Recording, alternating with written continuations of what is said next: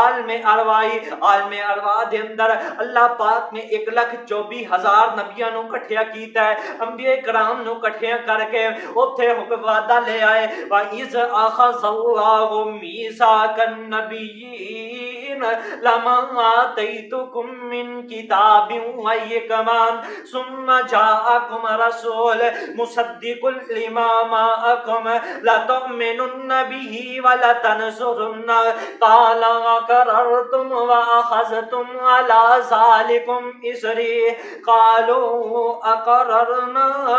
یہ کون آیا ہے؟ عالم ارواح دے اندر اللہ نے نبیاں نو اکٹھیاں کیتا ہے، فرمایا او نبیو تانوں دنیا تے بھیج دتا جائے، تانوں نبی بنا کے بھیج دتا جائے، تہاڈی نبوت چلدی ہوئے، تہاڈی نبوت دے سکے چلدے ہون، لوگ تہاڈا کلمہ پڑھدے ہون، ان تہاڈے تو بعد میرا ایک پیغمبر آ جائے، دسو تسی کی کرنا ہے؟